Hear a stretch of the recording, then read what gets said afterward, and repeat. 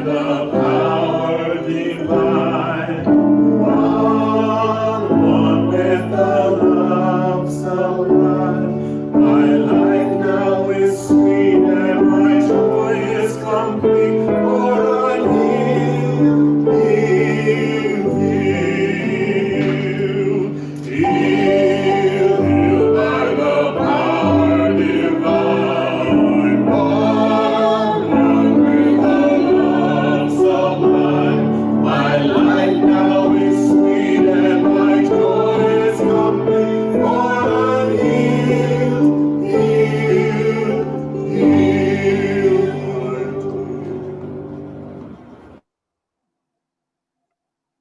It is in this moment that I just say, thank you, Spirit. Thank you for this day, this hour, as we call to worship in the way that we know best. Thank you, Spirit, for reminding us that you are life, love, wisdom, power, substance, and all that is good, not just in ourselves, but everyone, because we are one with the one. So I recognize today as a great day, that something special will be shared amongst us in a way that shows love, that I am one with all people, all life. As I release this, I know that all is true, all is good. I let it be so, and so it is.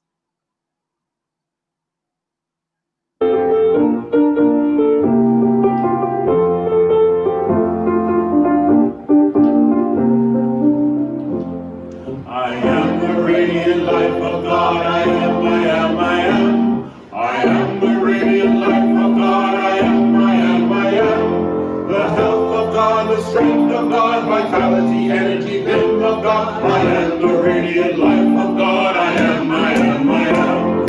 I am the wonderful love of God. I am, I am, I am.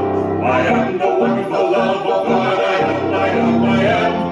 The peace of God, the joy of God, serenity, harmony, rhythm of God. I am the wonderful love of God. I am, let's pick up now. I am the wisdom and power of God. I am, I am, I am. I am the wisdom and power of God. I am, I am, I am. The light of God, success of God, prosperity, happiness, might of God. I am the wisdom and power of God. I am, I am, I am.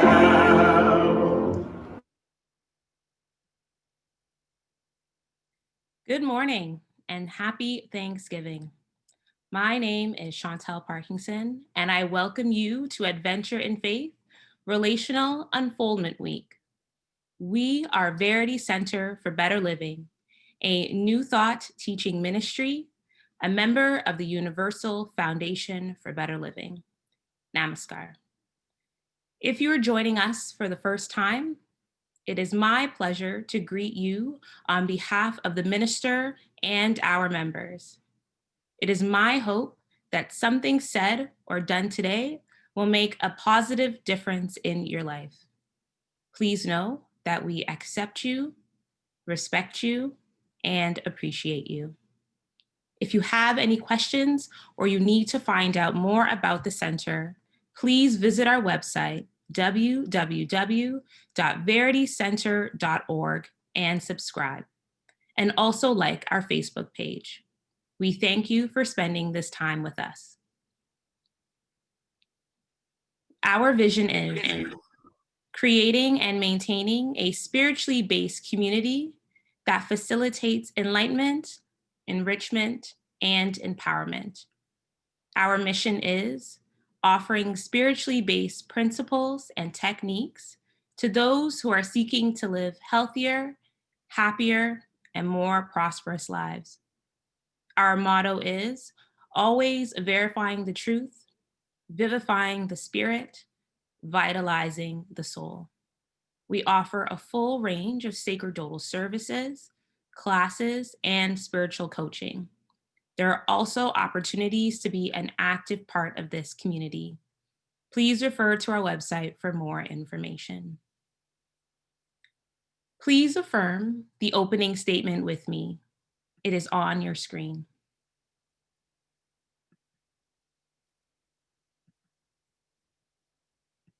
My happiness is a service to all. I choose to shine brightly moment by moment, being my best self at all times. This creates harmony and good feelings in my life. All is well. If you have your daily inspiration publication with you, please turn to the page after the center page or follow along your screen. We will be reading the first 3 core beliefs.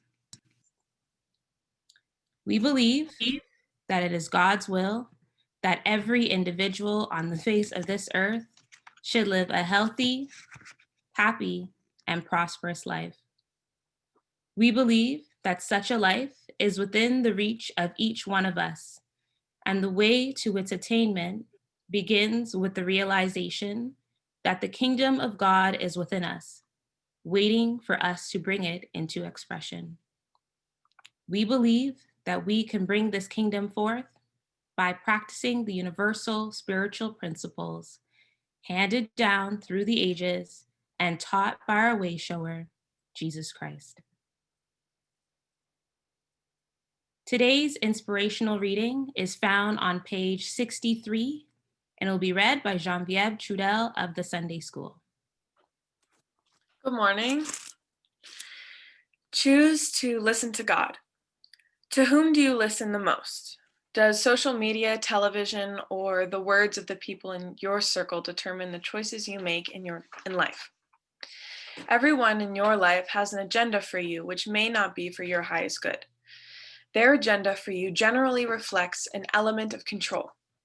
It has been said that misery likes company. There are people sharing your experience whose life and affairs are problematic, and they may have chosen you to be their company. Additionally, everyone in your life may not celebrate or acknowledge the good God is pouring into your experience. Know that is okay, because God provides your validation. You have a choice as to where you place your listening ear. When you choose to listen to your God presence and follow its directions, everything works out in divine order. Listen to God, and with God's guidance, make your own decisions. And the scriptural text is taken from Deuteronomy 5, verse 24. Look, the Lord our God has shown us its glory and greatness, and we have heard God's voice. And so it is. And so it is. Thank you, Genevieve. Please listen to the announcements. Daily meditation continues at 7 a.m. Breakaways continue each Wednesday at 7 p.m. To receive the links or phone in information, please email admin@veritycenter.org or leave a message at 416-240-1956. A few copies of the Daily Inspiration are still available. To purchase one or more copies, please contact the office. All monies collected for the bake sale will be returned unless otherwise stipulated. Spiritual development classes begin this week. Because of Thanksgiving, there will be no class tomorrow. The Monday class will begin on October 19th. Registration and payment information are available in the Verity News You Can Use email. Please register today. Please complete and submit your 2020-2021 Faith Pledge cards to the center as soon as possible. They are currently found in your AIF booklet, and an online version will be made available. Pledge cards can be sent via email, mail, or dropped off at the office.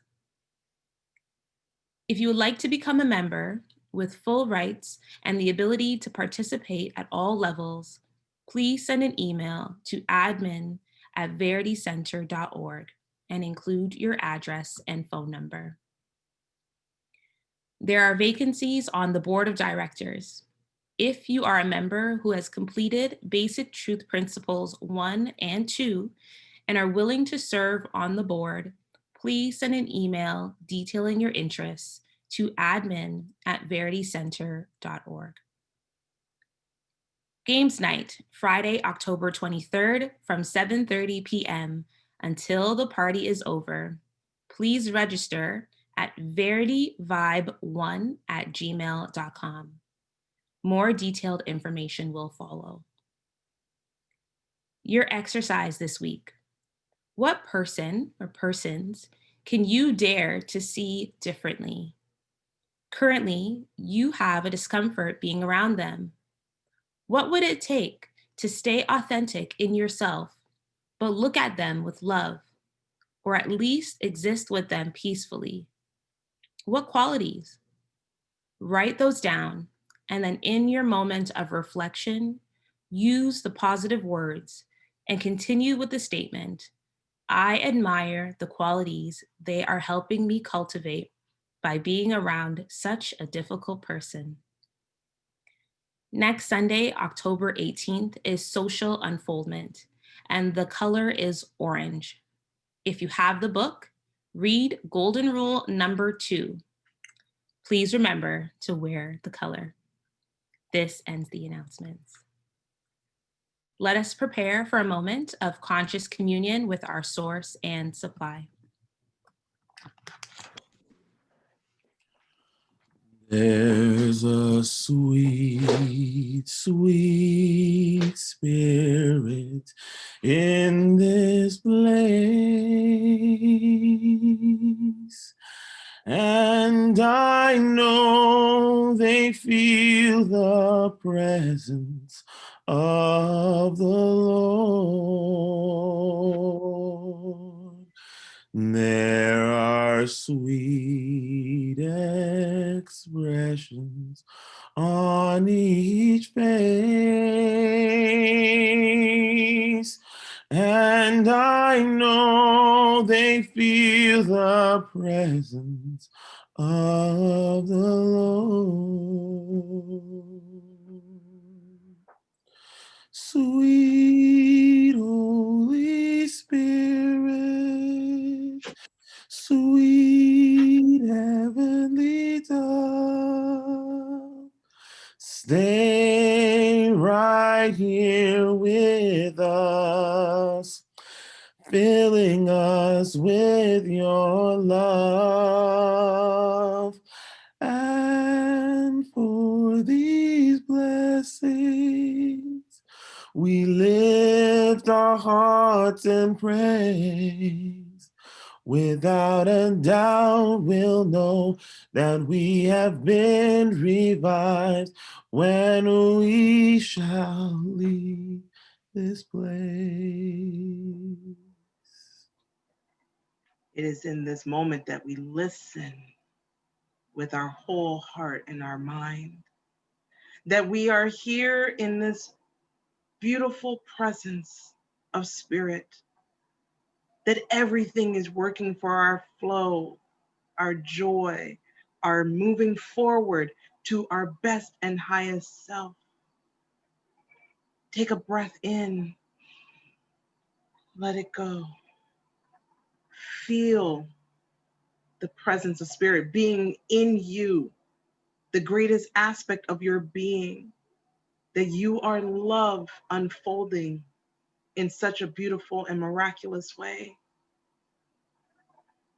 That whatever you decide to do with your spiritual gifts, whether to sing, to speak, to talk, to share, to hug, that is love. It will always be love. It was always love in the beginning. It will always be love at that end. But through it all, love. Love is the answer. That your service of love, by giving and receiving, by speaking kind words, by giving and knowing that your light is shining so brightly, that is love. Take a breath. Let it go. Just the very breath of you being here right now in this moment just speaks to how great you are. That the world needs more of you in this moment, right now. to show up, that you are the best of the best. Take another breath in. Let it go. That you are guided by the dynamic force of spirit, that orderly knowledge sense of your compass. You are intuitively and inspirationally moved forward. All is always well. Never let go of your light. Let it shine bright. Take a breath in. Let it go. All is well. Sweet Holy Spirit, sweet heavenly dove, stay right here with us, filling us with your love. And for these blessings, we lift our hearts in praise. Without a doubt, we'll know that we have been revived when we shall leave this place. And together we say, and so it is.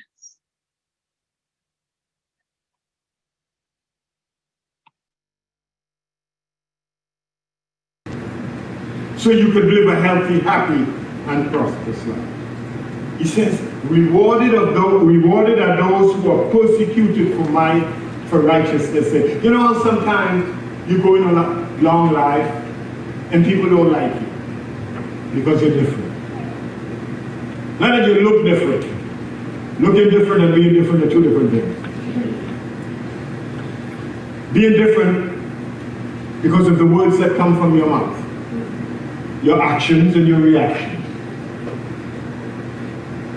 And people hate you and say all kind of stuff against you. You ever been there? No, talk to me. Have you ever been there where no matter how much good you do, people don't like you? You must be never really. Hold on, I have several clothes in here. But can you understand that it is not about what you have done for people? Every moment that life gives you an opportunity to do, you do. And when you do, you become more proficient at doing. So it doesn't matter whether you do to your enemy or you do it to your friend. You just do. And in doing, you find the peace and the happiness. It's not about them. It's about me. Alana, how often do I do it? 70 times 7. That means every day I get up, I go to work to do. And it doesn't matter who I do it to. You know that? I don't leave home with a list of non-doers and do-dos. No. Whoever comes in my space, no matter what they do,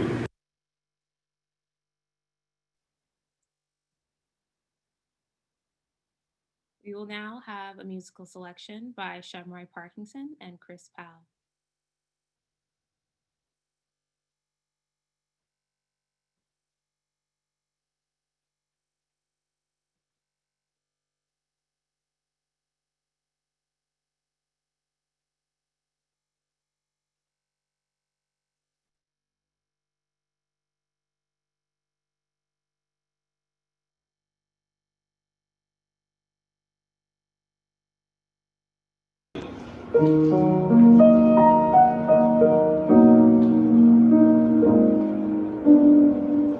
Birds flying high,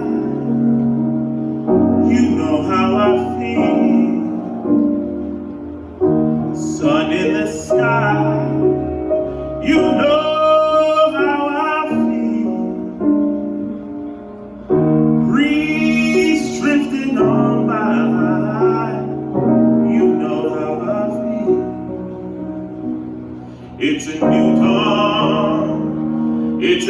day, it's a new life for me, and I'm feeling good.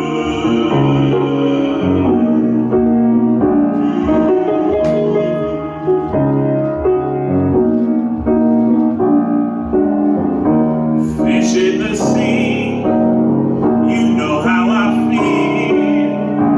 River running free, you know how I feel. Blossom on a tree, you know how I feel. It's a new dawn, it's a new day, it's a new life for me, and I'm feeling good. Dragonfly out in the sun, you know what I mean, don't you know it? Butterflies all having fun, you know what I mean. Sleep in peace when day is done, that's what I mean. And this whole world is a new world and a bold world for me.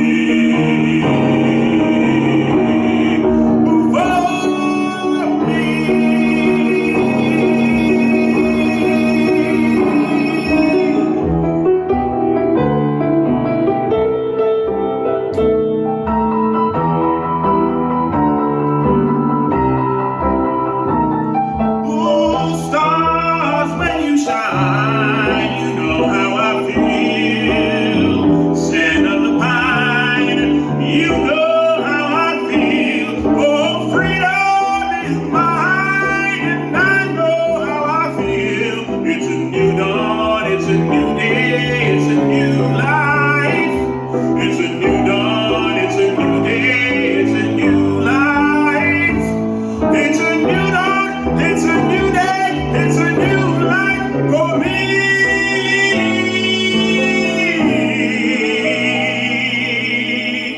And I'm feeling good. I am feeling good. I am feeling good.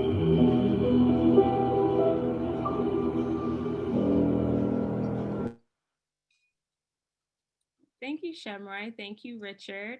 My apologies on the intro. It was my brother alone.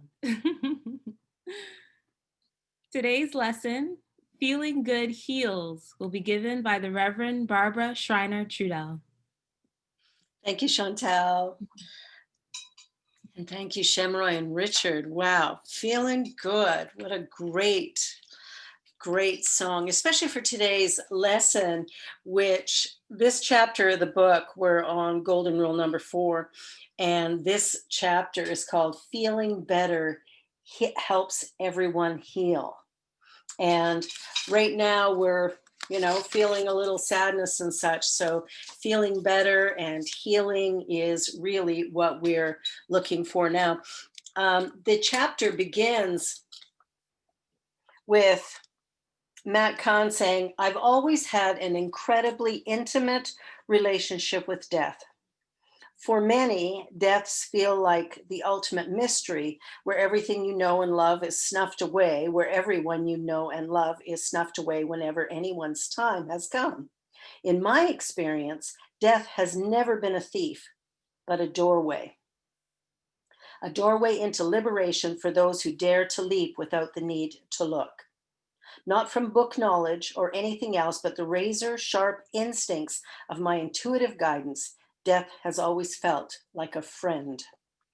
Now, I know that for most people that I know, that isn't really the experience that we have, is that death is a friend. I think many times it's seen as something bad, awful, and terrible, but the truth is that death is merely a transitioning from one life experience into another. And we heard a lot about that yesterday in the talks that were given. I personally have had a couple of experiences that have shown me that death is merely a new beginning. And although for most of my life I was very afraid of death, the interesting thing is that now I'm not. Now, that doesn't mean I don't get sad when somebody I love passes. I definitely do. I feel the grief, I feel the sadness, and I allow myself to feel it. But the truth is, I know that it is not the end. And that's the important thing that I'd like to impart at this particular moment. I had the experience of my brother many years ago committing suicide. I'd never known anyone to commit suicide prior to that moment. And for the first 3 days, I was a mess. Like most of the family, we were really upset and distraught. We couldn't figure out why he would do what he did. And then on Sunday morning, as I sat in church, and we would always start off our service with a 15-minute meditation. I sat in meditation, tears streaming down my face, and all of a sudden he was with me. Now, you might think this is weird or strange, and that's okay, but he was with me.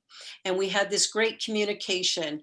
It was, I don't know how to explain it because there aren't actually words, but we had this great communication, and he told me all is well. And I knew that he was bathed in this energy and vibration of love, and I knew he was safe and secure. And he asked me to do his eulogy, which of course I was not allowed to do because he was a Jehovah's Witness. So I wrote a poem for him, which I tried to find last night and I couldn't find it. So I can't share it with you right now, but if I ever do find it, I'll share it somehow. But I wrote a poem that talked about the life that we had all shared. And that poem was handed out to each person who attended the funeral, because I figured, well, you might be able to shut this, but you don't get to shut me up. My brother asked me to do this and I'm doing it. So that's what ended up happening is I gave this to everyone. The interesting thing is, since then, a number of things have occurred in my life that show me, or give me a hint to the continuity of life. And when we begin to see that there is a continuation, it sort of helps us to come to peace with the passing of those people that we love so much and so dearly. We still miss them. We're still going to grieve the loss. But the truth is, we know that it's not the end. When I came to terms with death was in the moment that I did a meditation and I stepped outside of my body. As I was standing in front of myself, still fully me, still completely, I could still feel myself as if I was in my body. It was the oddest experience. But in that moment, I knew death wasn't real. I knew that the body, when it gets tired, is laid down. But I absolutely knew without a doubt that who I am is a continuous vibration in the essence and life of the universe. And so I knew right then and there that I didn't need to fear death anymore, because I recognized that it was not a real thing, and that I could grieve the loss of the people around me that I love so dearly, and at the same time know without a doubt that they are still alive and well. When my father passed away a few years ago, I was driving from his home back to my son's home after we had made some arrangements for him. And I'm driving along, I'm in the middle of Calgary, a busy street, and all of a sudden a fox runs across the street in front of me, stops in front of my car, looks me square in the eye, and then continues. I had to slam on the brakes not to hit this fox. And I immediately knew, okay, Dad, you're all right. You're okay. My dad was a bit of a foxy character, if you get my meaning. So it really was quite apropos. I didn't mean I didn't grieve him, because most certainly I did. He goes on in here to talk about his experience being at the bedside of people and seeing the grief and stuff that people feel. And the feelings that we have when we're an empath, we begin to feel what other people are feeling, right? We begin to, acknowledge or experience that. And I know that I'm an empath. I know that I feel what other people are feeling. I've done funerals. I've done an awful lot of them, actually, which fascinates me because I'm not afraid of death, people will turn to me at that time and ask for support. But the idea of being at the bedside of someone, my very dear friend and sound man from my church here in Toronto, CSL Toronto. When he passed away, I, walked with him through the dying process and through his illness. And then when it was time for him to go, his wife phoned me and I came straight out and sat at his bedside. And he asked me near the end, what do I have to do? And I just reached over and held his hand and I said, nothing, you're complete. It's time to go. And his wife crawled up in bed beside him and he peacefully left just moments later. The journey is one that is whatever we make it. And when we come to terms with it, when we accept that we're passing from one life experience to another, that truly the person is going through a doorway, it's fascinating. When my former husband, Ken, the father of my sons, died last summer, we were talking to him, his eldest son, my son Curtis, was talking to his dad, I think about 2 days before life support was removed. And Ken told him, he said, there's something going on. It's the weirdest thing. He says, it's like I'm coming out of my body and then something's pulling me back in. And I said to Curtis, I said, we all have not let go yet. And as we let go of him and he comes to peace with that and we come to peace with that, his passing, he will then leave. And he did. He left very peacefully, surrounded by his family. But it was interesting, a man who knows nothing about spirituality, never had a moment of inkling about anything other than give me some beer and let me watch football, that he saw that cord that was tying him to the physical body, and yet he was moving beyond. And I thought that was a really interesting thing to share. He says in here that the fourth golden rule says, feeling better helps everyone heal. As energetically sensitive beings, we tend to develop codependent relationships, mainly due to worrying that our light will be too bright for other people. We often feel bad about our happiness because of the unhappiness other people may have in their lives. Because we don't want anyone to feel left out, we wind up lowering our vibration so that other people have companionship. Then we have to work as quickly as possible to help other people heal as a way of returning to the happiness we've abandoned in ourselves. I bet we haven't thought about it that way, have we? It's interesting that when we open ourselves up and really open ourselves up to shine that light, which is something Evan always did. He didn't let us play victim. If we went to him with our victim story, he would challenge it. His light was always bright. He was always shining. Whatever happened, he didn't hold grudges. He didn't, he got frustrated, of course, he was human, but he never let us stay stuck, ever. His light shone bright always. In here, he says, the person who's not as committed winds up matching the other person's experience. So when we're around sad people, we become sad as well. We match their energy. And that's something that we want to change. He says this can go one of two different ways. It means that if you're around someone who's more committed to their victimhood than you are to your light, then you'll wind up feeling their victimhood as your own. Equally so, if you are committed to the light than someone is to identifying with their pain, you can radiate a frequency of light that invites their subconscious mind to match the vibration you're transmitting. So we have within us the ability to be who God created us to be. We have the ability to shine that light so brightly that no matter what is going on at any point in time, we lift the energy of the room. We heard so many stories yesterday and over the past week about how Evan would change the energy in the room. He had a way of lifting us even when we didn't want to be lifted. He had a way of shining so bright that we had a choice to leave his company, and some did, or to choose to change our mind and begin to lift ourselves to that level that he already knew we had. When we say namaskar or namaste, what we are saying is what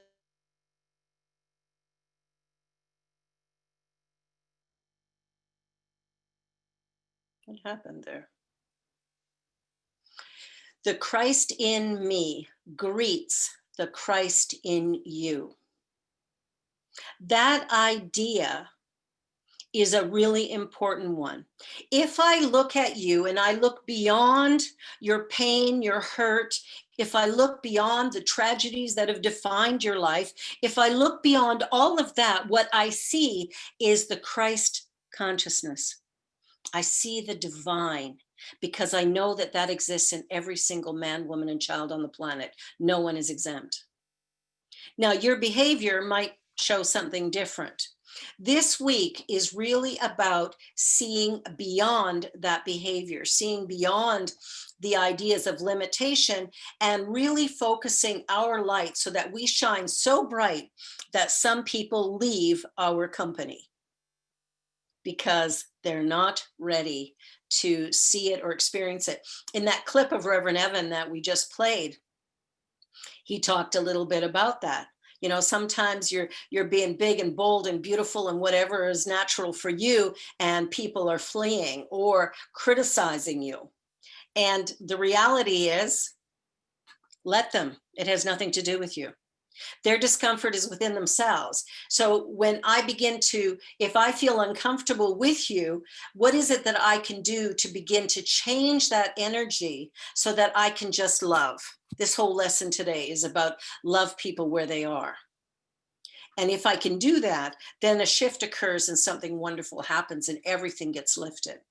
That does not mean people are going to stick by you. They may leave, and that's okay too. We don't want to create codependence. We want to be interdependent. We want to recognize our oneness. And in recognizing that oneness, we begin to see the possibility of moving forth in absolute grace, love, and joy. We begin to move forth with a sense of here's what I need. And we live from satisfying that, knowing that no one else can do it for me. I must do it for myself. Whatever it is I need to give that to me. Otherwise, I end up projecting onto other people the things that I desire, the things that I need, or whatever I think is missing.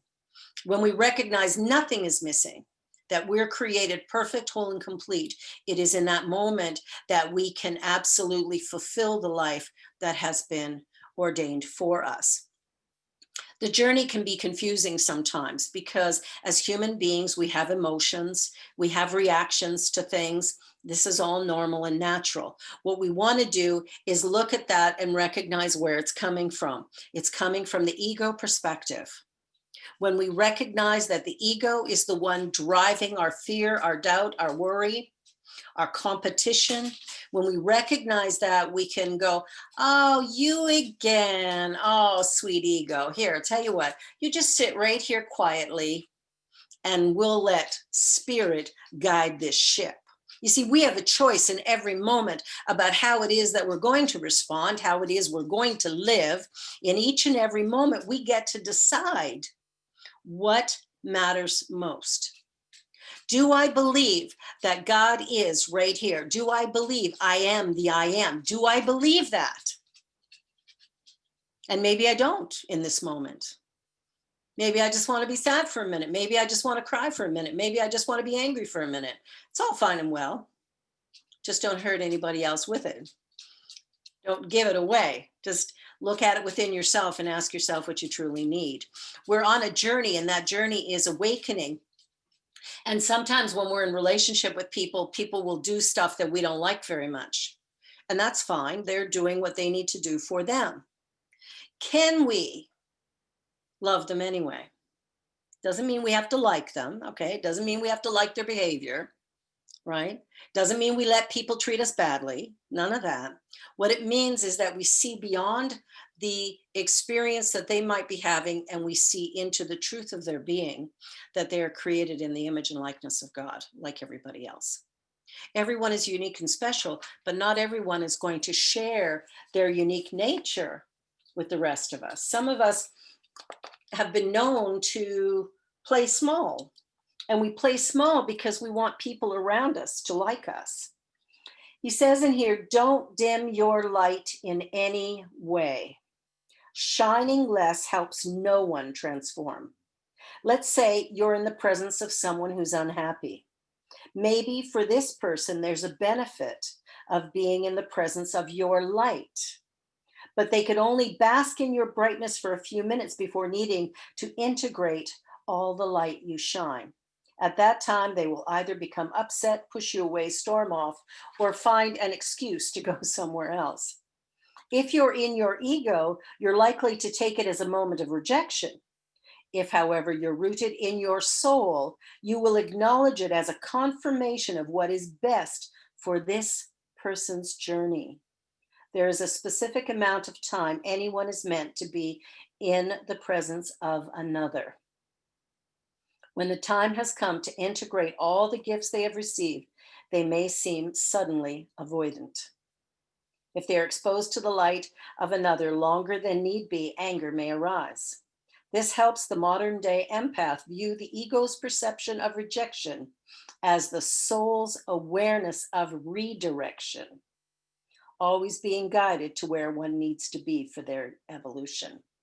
So whatever's going on around us, if we will honor the soul's path, what happens is we will, leave some relationships, we'll move into other relationships, we will change the way we perceive what's going on, but we will continue to shine that light. He goes on to talk about shining your radiant light. And he said, when shifting from ego to soul, you are becoming one with the light within yourself. One of the first steps of becoming that light is allowing yourself to shine at full capacity, no matter the circumstances in view. It's not that people can't deal with your perfection. It's that people don't know how to deal with their own perfection. All right? They don't know how to deal with their own. So when they see it in you, they may flee. They may act out. An ego would rather see itself as imperfect because at least it's understandable. That which is understandable gives the ego something to manage and maintain. There is no role in perfection. There is nothing for the ego to do. This is why it settles for lesser, more understandable versions of itself. Wow. So are we settling for more understandable versions of ourselves? Probably. We want to shine our light. We want to change the focus, the direction. We want to change how it is that we're showing up. And we have to do that by, allowing the soul to develop. So as we develop the soul, the way we do that is through trust. And he says, here's the thing. Most people on the spiritual path go, oh, it's such hard work. No, it's not. It's absolutely no work whatsoever. That's the ego going, oh, this is too hard. Let me not do it. How hard is it just to be you? Because that is the spiritual path. Be you. Everybody else is taken. So be you, right? Just be you. How simple is that? There is nothing easier in life than being who God created you to be. However, if you are looking for acceptance from the world around you, good luck with that, because that's when the task becomes difficult. If you're trying to be liked, you will always dim your light in order to be acceptable to somebody else who's at a different place in their journey. In truth, no hard work is required, just a steadfast willingness to remain open, even when every heart around you has found ample proof to justify shutting down. Because we see that sometimes, don't we? Like we got people around us going, I often hear people go, you're just a little too much for me. Back it up a bit. And sometimes we listen, sometimes we don't, but. So your mantra rule for number 4 is, my happiness is a service to all. My happiness is a service to all. My happiness is a service to all.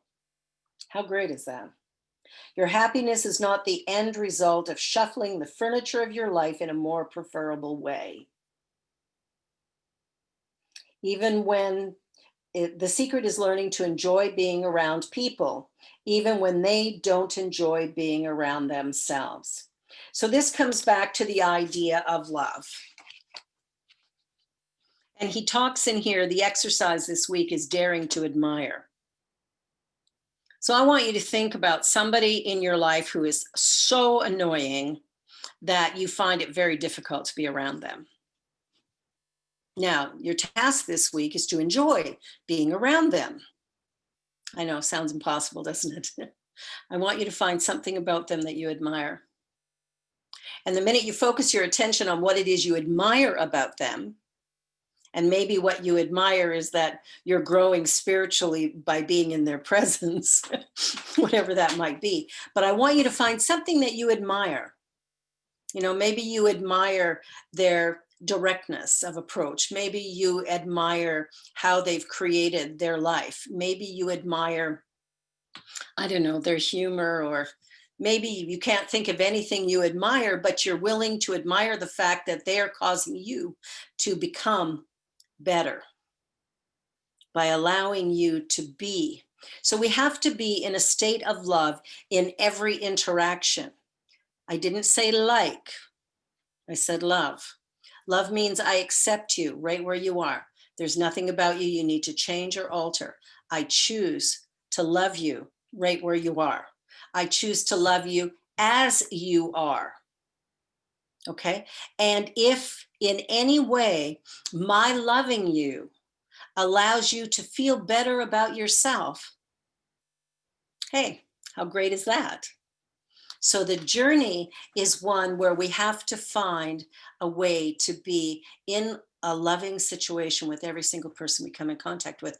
What this does is take us into a place of real expansion and allows us to live a very happy life, which also heals all of the areas of our life that require healing.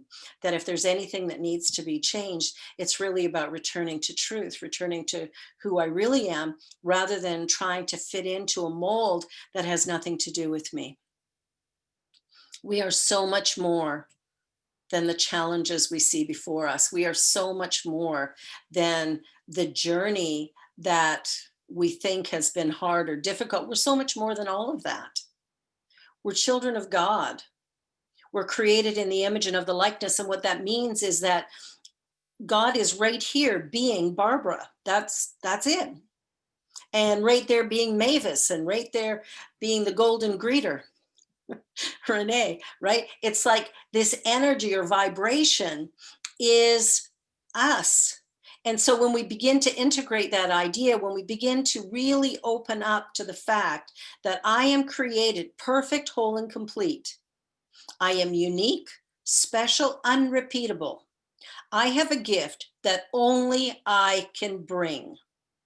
Now, if I will do that in each and every moment, and if I will recognize that that is true for every single person on the planet, what happens is there is a shift and change that occurs in my life experience. And as such, the world becomes a better place. We don't create love and peace on earth by fighting or competing. We create it through compassion. We create it through respect and kindness.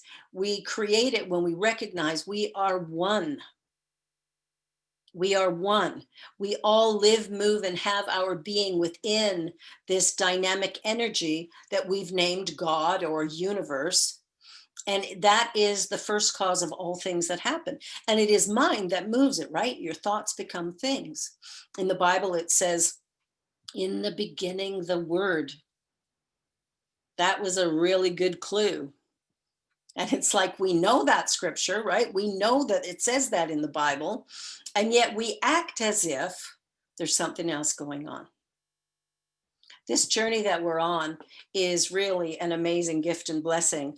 And the more that we can choose happiness over being right, because don't we do that sometimes? We'd rather be right than happy. When we begin to shift that, we begin to move ourselves into that place that Evan so greatly modeled for us, showing us to take whatever comes, just take whatever comes and continue on. Do what you need to do and do it well. He's got a section in here called Angels in Training. When you're a conscious being, anything you encounter has been created to make you more conscious.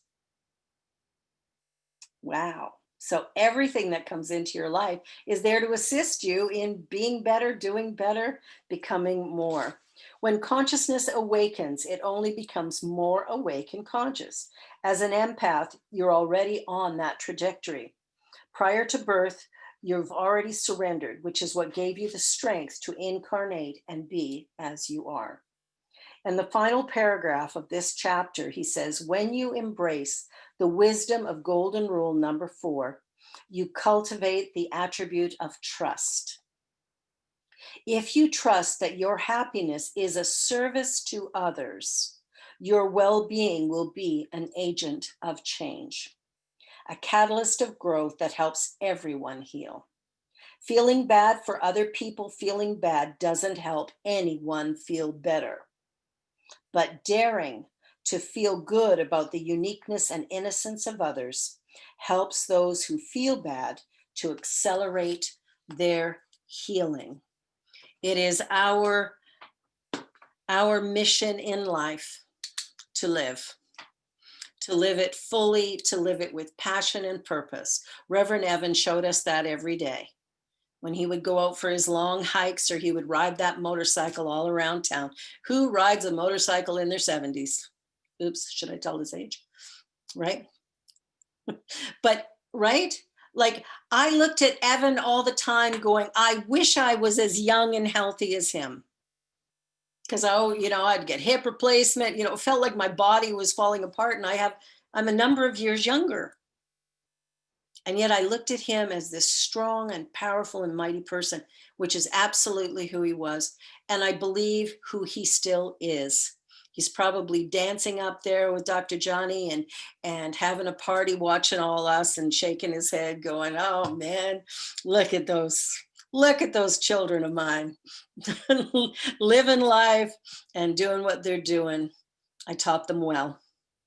I loved them well. And as such, all of us are deeply, deeply blessed. God bless.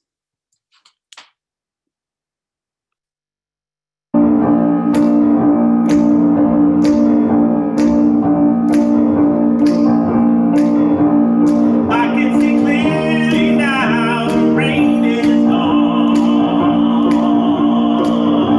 and I can see all obstacles in my way.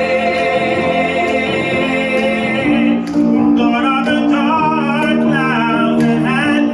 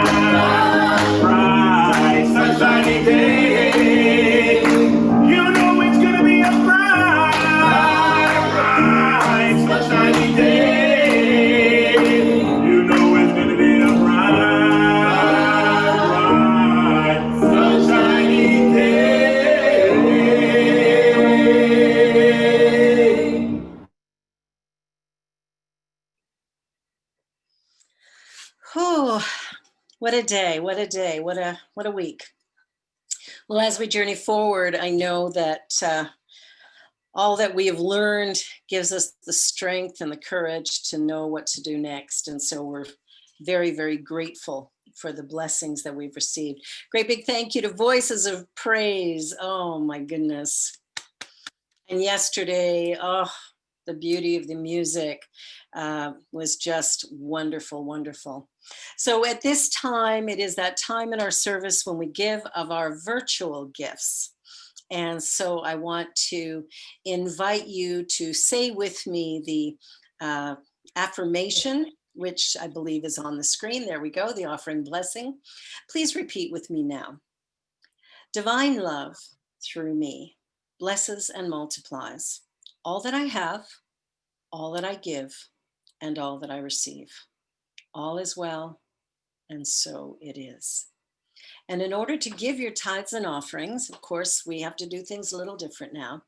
You can go to our website, veritycenter.org, and hit the donate link, and you can make a donation that way. Of course, e-transfers are always welcome to admin@veritycenter.org. And also you can mail in your offering or drop it off at the church. The address is on your screen. If in fact you do decide to go to the church, usually there's somebody there on Tuesday, but I would suggest that you phone first and make sure there's somebody in the office to receive your blessing. Thank you so much. And let us join together in consciousness as we bless this offering and then go into our closing affirmation. There is one infinite creative intelligence operating throughout the universe. It is love and peace and joy. It is grace and goodness. And as I relax into this moment and surrender my life to God, I do so with a loving heart. I accept that this journey is one that is full. And I know for Verity Center for Better Living that this church prospers in all good ways through the volunteerism, through the love of the teaching, through the infinite wealth that is ever present, for the abundance of love and peace and joy that surrounds and indwells in. So I know as I move forward that life is unfolding in divine perfection. I'm grateful for this.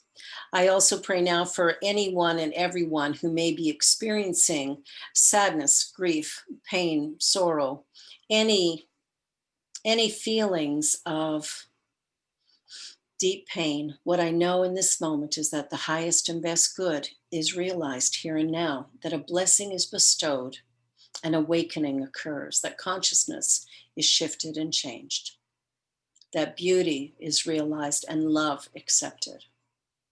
With this in mind, I release these ideas to the One, for I know that all is well. I let this be the truth, and so it is.